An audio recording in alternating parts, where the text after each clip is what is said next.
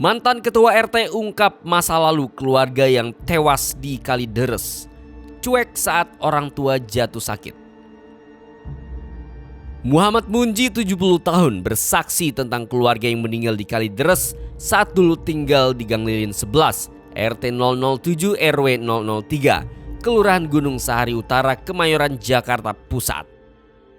Munji adalah mantan ketua RT di daerah itu dan puluhan tahun lalu sempat lama bertetangga dengan 4 korban yang kini tewas secara misterius. Para korban adalah Rudianto Gunawan 71 tahun dan istrinya Margareta Gunawan 68 tahun. Pasangan ini juga memiliki seorang anak bernama Dian 40 tahun. Korban terakhir adalah Budianto Gunawan 69 tahun yang merupakan adik dari Rudianto. Munji mengatakan Rudianto menghabiskan masa kecilnya di rumah orang tuanya di Gang Lilin. Ayah Rudianto, Tan Giok Chin, tinggal di rumah itu sejak tahun 1960-an. Tan dan istrinya memiliki 3 orang anak bernama Rudianto, Budianto, dan Cacang. Munji sudah mengenal Rudianto sejak kecil. Menurutnya, satu keluarga itu memang selalu tertutup.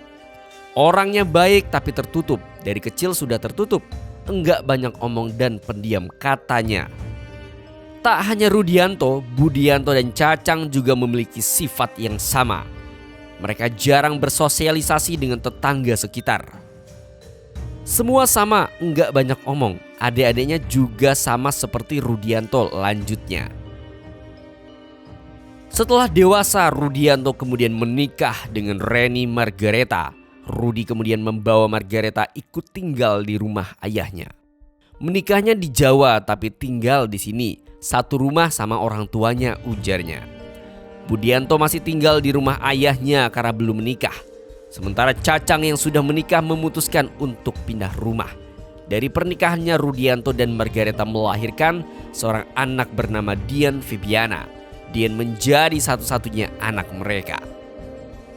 Jadi yang tinggal di sana orang tuanya, Rudianto, istrinya Dian sama Budianto, ujar Munji.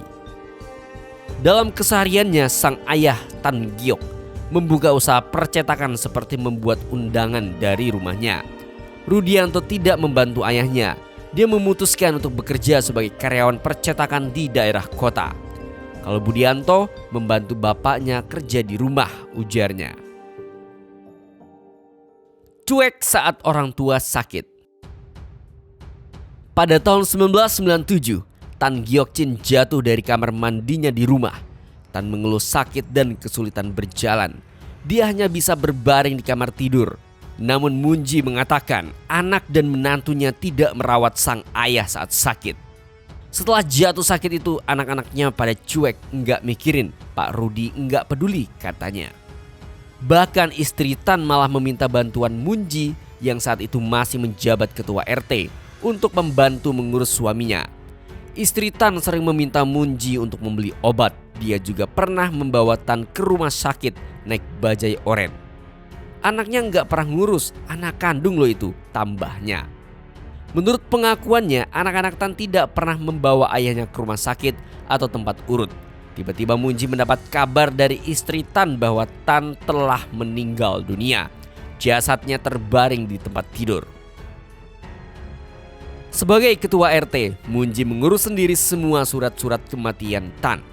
Tak lama kemudian setelah kematian Tan, istrinya menyusul. Munji tidak mengetahui penyakit apa yang sebenarnya diderita Tan Giok Chin dan istrinya. Sama anak-anaknya nggak dibawa ke dokter sehingga nggak tahu penyakitnya apa, tambahnya. Tak lama setelah kedua orang tuanya meninggal, Rudi menjual rumah tersebut dan pindah ke perumahan Citra Garden 1 Extension, Kalideres, Jakarta Barat pada 1997.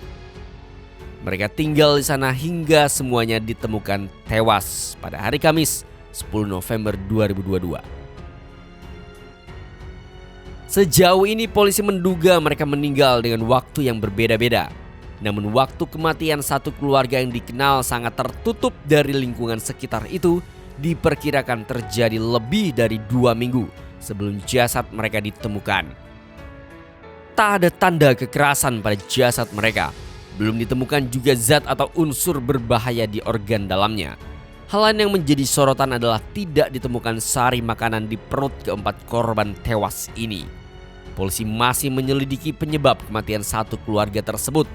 Petugas laboratorium forensik hingga kini masih memeriksa jenazah keempatnya di Rumah Sakit Polri Kramat Jati, Jakarta Timur.